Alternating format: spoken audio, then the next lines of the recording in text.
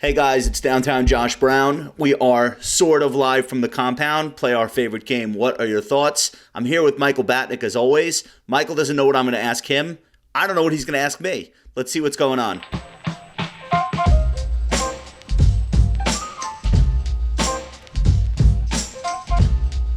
All right, Mike, I'm going to go first. Are there any crisis stars? Besides you, I feel like every one of these crashes, we've gotten like these new celebrity people that called it in advance. But this one was so exogenous and so sudden that I feel like nobody really had time to position themselves as the man or the woman who saw it coming. I think the closest to that is maybe Muhammad Al-Arian, but only because he said don't buy the dip. He didn't predict a pandemic. I don't know. What are your thoughts? I think Ben Hunt comes to mind. Okay. Because he was so aggressively like, guys, pay attention, pay attention. And I'll admit that I was laughing a little bit. Not like, I wasn't publicly shaming because that's not my style. But when I was reading, I was like, wow, this guy is really out there. And it turned out that he was 100% right. Okay. I remember like one tweet in particular, he was talking about how the stadiums are going to be empty. And this is like, it feels like 4 years ago now. It's probably 4 weeks ago. I'm thinking like, this guy is warped. And so I think that he comes to mind as a voice that was right. He was very aggressive very early in yelling at investors to pay attention to the virus and our lack of response. Like he was like all over the political thing. Maybe he could correct me if I'm wrong, but it seems to me like his focus was more on the reality side of things than on the investing specifically. Okay. Bill Ackman kind of is trying to position himself as the man who saw it coming. Like he did not going so well. It's not going well. People aren't falling into line. He's not going to be the new Rubini or the new John Paulson. Was the day that he was on? Was he on March 23rd at the bottom? He was close to the low. There are people that are blaming him for causing the low, which I don't agree with. I don't agree with that either. But yeah. Importantly, he was not in February screaming from the rooftops, this is about to hit the market. What he did instead was he came out after a 20% decline and talked about how many hedges he had put on after the fact, which I'm not saying he didn't. I'm just saying I think it turned a $27 million hedge into like $2 billion. So, I mean, his investment results have been pretty phenomenal. What about Dr. Fauci and some of the other medical people? Yeah, no, but forget that. Of course, You mean investing? Yeah, like the breakout stars of this are Chris and Andrew Cuomo, Dr. Fauci, the woman with the scarves, maybe. I don't know her name, so probably not. But I'm saying like just on Wall Street, there are gonna be crisis stars, people that saw it, quote, saw it coming or reacted fastest, and then there are gonna be the stars who like accurately tell you, okay, the worst is now over, get in. And I think there are a lot of people vying for that title right now. Yes. Yeah, of course. Okay. What do you got? So I just did a post this morning about why this is not going to be another Great Depression. Wanted to get your take on the takes. Okay. Well, I agree with you. What would you say is your main point why you don't think it's a depression? So many points to make, but I think just structurally speaking, the federal government had absolutely no idea what they were doing at the onset of the Depression, and even when we were clearly in one. Hoover refused to even acknowledge it. Correct. He spoke a lot. He spoke a lot about self-reliance, and the community should lift people up, and rich people should help the needy. So there was no relief from the federal government. The Social Security Act, which was the birth of unemployment, wasn't passed until 1935. So we were completely flying blind. And then in terms of the federal government, Hoover was trying to balance a budget, which is like right now it's just incomprehensible. The federal government had no idea what they were doing. They were completely just flying blind, totally clueless. So from that point of view alone, I think it's incredibly unlikely that we see something like that. And then just the structural forces within our economy. Our economy is so much more dynamic than it was back then. Just for a million reasons, it's not going to happen now. I think things can get very, very bad. So I'm not trying to minimize what's happening. I just think that to throw out casually the Great Depression is I think that there's three things. Either people are trying to scare people that don't know better, they really believe it, they don't know history, or they're just not being serious when they say it. They just say it offhand without realizing the ramifications of what the Depression actually was. So I think those are all good points. I did a post last week, 3 reasons it's not 1929, and I think a lot of the things that you're thinking about, I'm thinking about. The first thing that I pointed out is that in 29, the Fed was nowhere near as powerful and as and as experienced as it is now, almost 100 years later. Like, people have to remember, the Fed was a 5 or 7-year-old institution in 29 and just was not where it is today in terms of its influence, and didn't even know what its power was really at that time. They reacted really, really quickly this time, and they're using the words infinite and unlimited, and that's exactly what they should be saying. Rather than putting dollar figures on these programs, they're basically saying, no, you don't understand. We're not going to let things go to zero. We are going to stand and buy what we have to buy. Hold on one second. Sorry to interrupt. John Kenneth Galbraith, in his book The Great Crash, 1929, wrote, "The Federal Reserve Board in those times was a body of startling incompetence." And Right. Say what you will about the Fed. I know some people don't like them, whatever. They're taking aggressive action. And think about how quickly the monetary response was, where Congress previously, they can't get anything done. You have to credit where credit is due. They got things done. Yeah.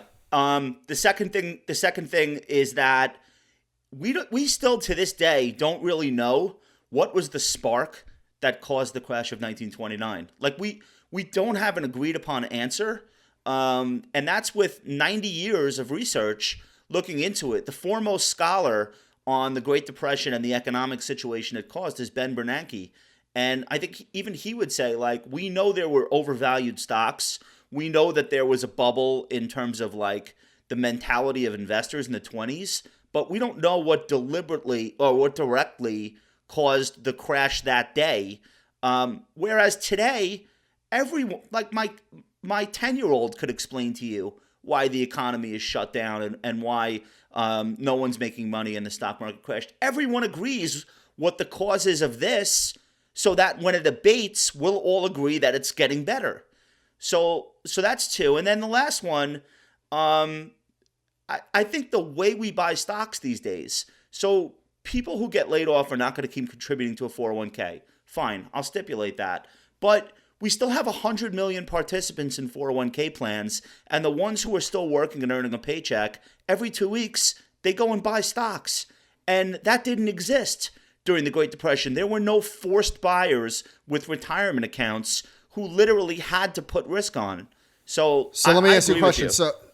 So what sort of floor does that put under the market? Because is that floor, like the difference between 60% and 90%? I forget what the numbers were. Ben and I were talking about this. To go from 60% to 90%, I think it's another 60% drop. So what floor does that put under the market? Because it's not 35% floor, as we just saw. Is it a 60% floor? All right, that's a great question. I think if you look at the nature of the V-shaped recoveries we've been having for the last 10 years, that is directly attributable to corporate buybacks and to this 401k juggernaut. Between 401ks and IRAs, it's $5.7 trillion America had invested as of the start of this year. And you look at like what happened at the end of March, beginning of April, that seems to have put a floor into the market. It was a rebalance. It was America's pension plans, 401k accounts, managed accounts, insurance company portfolios, trillions of dollars that wound up owning too much bonds, too little equity relative to their target weight. And this is one of the few cases where it was actively telegraphed in advance. Like, every market commentator saw this coming at the end of March, and it actually happened. Now, you could say that was actually just like what's self-fulfilling prophecy. All right, whatever, it still happened.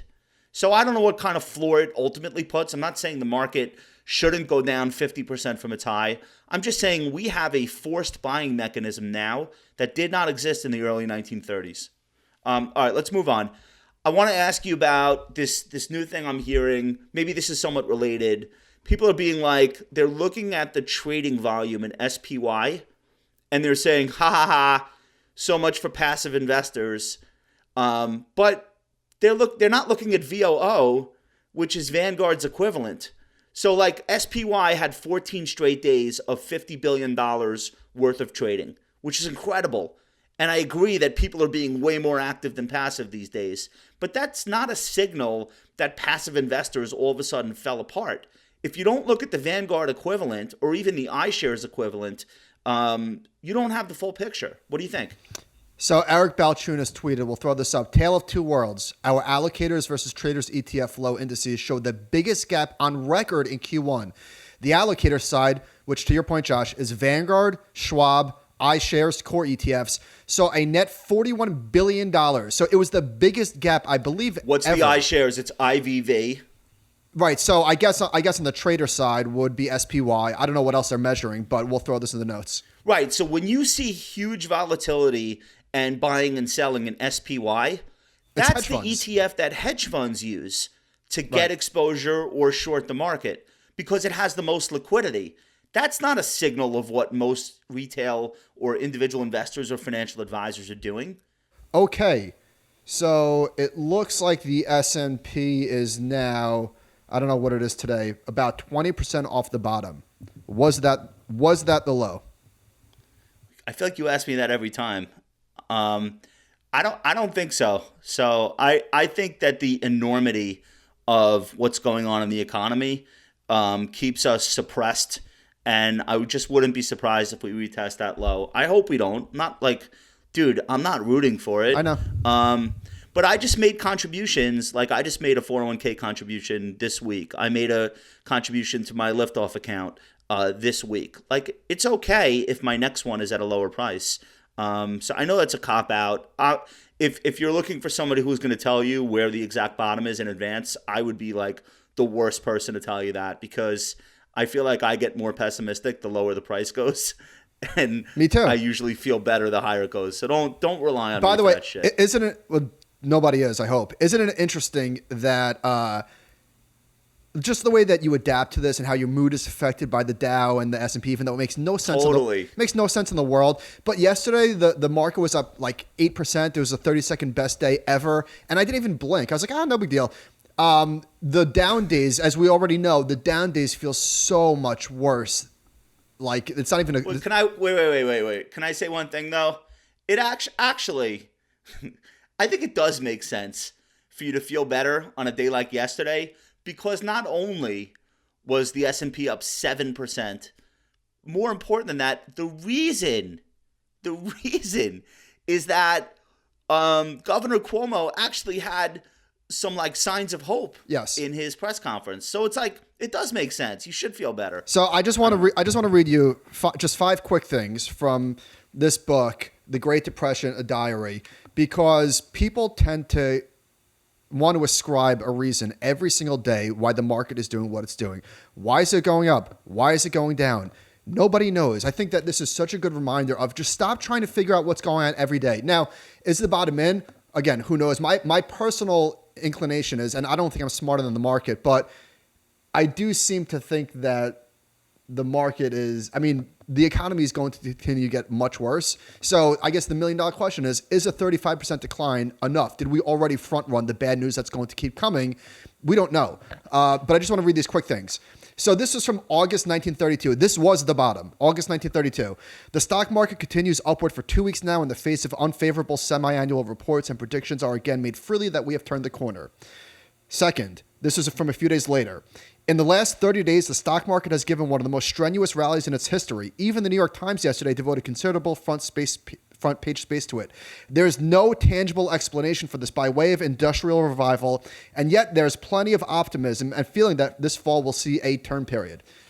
Number 3, again, August, so just 2 weeks later. The speculative interest of the public seems as strong as ever in spite of their experience of 1929. Most of them seem determined to recover part of their losses. Both commodity prices and the bond market are also moving up. In the meanwhile, there is no visible sign of improvement in business or industry, and on the contrary, it seems to be getting worse.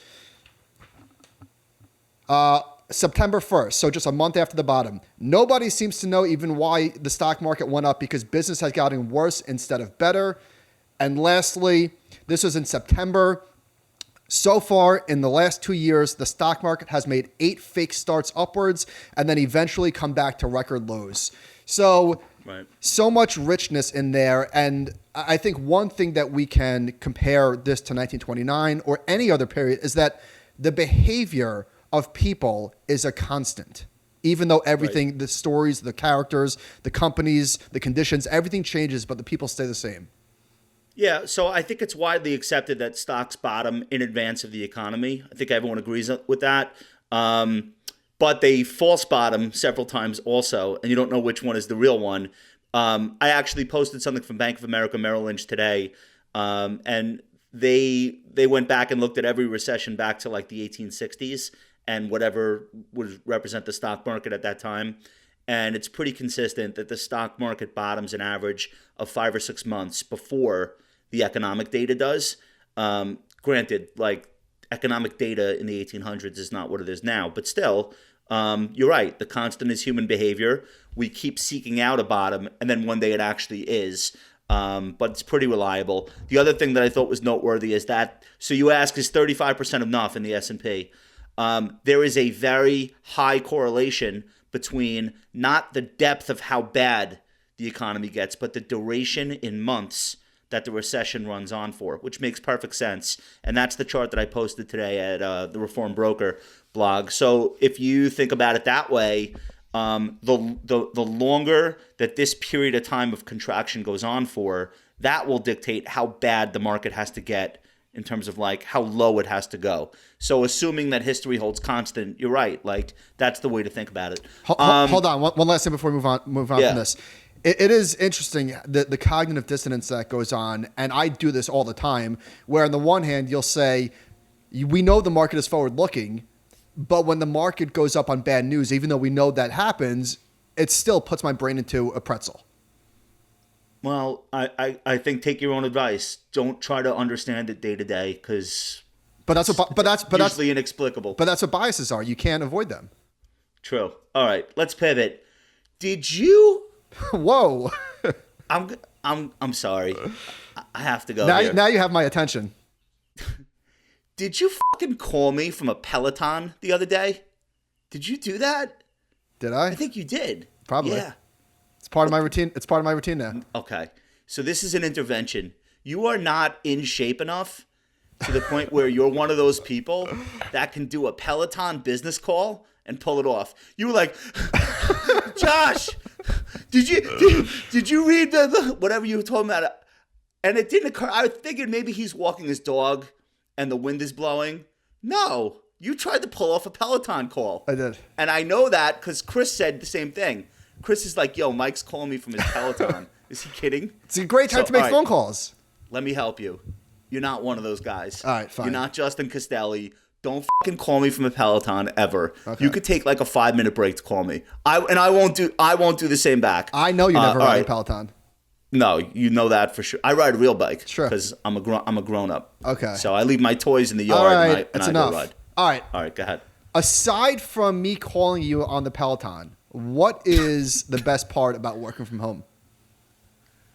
All right, so I want to give the right the correct answer, which is being around the kids and my wife and spending time at home. And I think that is kind of a silver lining, is like we really have gotten close. But I honestly would have to say the ability to just at 1 o'clock be like, I have nothing scheduled till 3. I'm going out on my bike. I'm gonna go ride 10 miles, or I'm gonna watch an episode of Tiger King. Like just in the middle of the day, being able to take a real break from work, I think is pretty cool in a way that we can't do in the city. Like obviously, so that for me. What about you?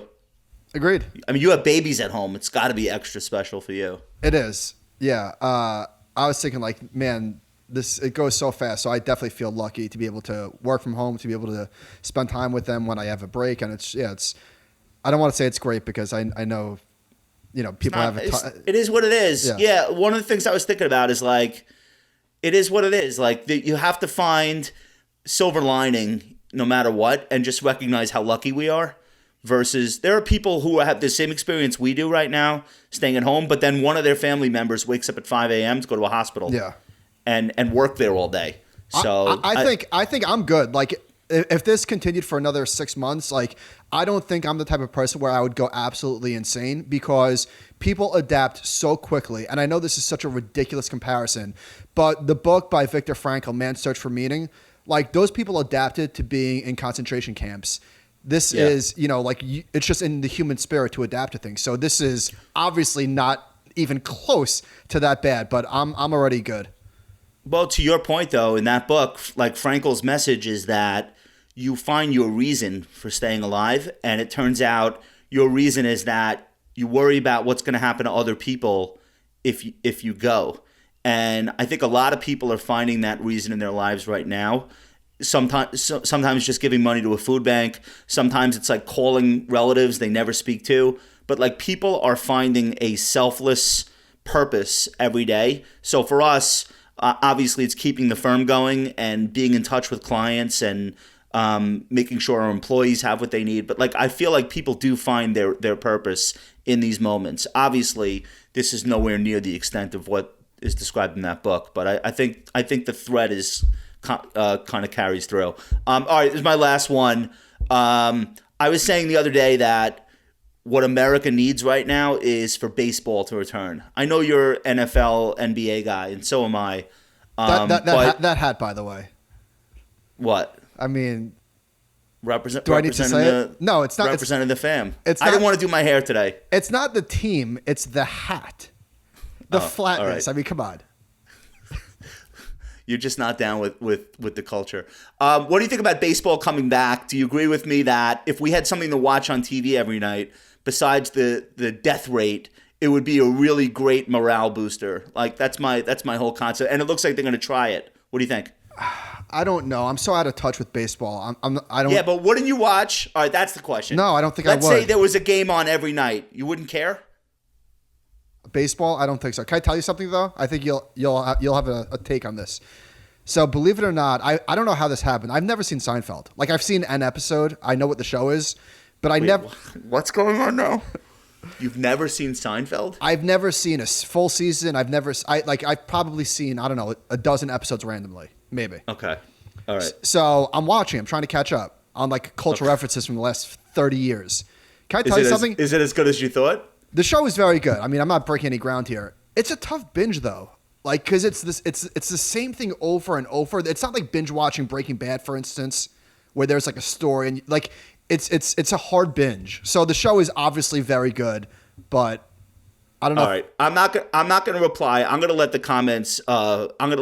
Take care of that. Let us know what you think about Michael's Seinfeld take, which is one of the worst things I've ever heard. I'm on a lot of people's lawns right now. I know. Wait, what do you mean the worst take? What's a bit? What? That's a pretty bad take, dude. Which part? I guess, you know what, actually, what you don't realize is how foundational Seinfeld is to all the things that you actually love. That's why I'm trying to catch up. None of the things that you think are great in terms of comedy, movies, TV, like almost none of that would exist if it weren't for Seinfeld. And I think maybe that's hard for you to wrap your head around because you weren't watching as they aired and you don't know what the world was like prior. Right. So I understand. You're a little bit younger. I understand that. All right. It's still horrible. Let us know what your thoughts are on any of these topics. We love your feedback. Make sure you're subscribed to the channel. I know we went a little long today, but there's so much going on. We really appreciate you guys taking us through 30,000 subscribers already. It's only going to grow. Thank you for being a part of that. We will be back. I promise.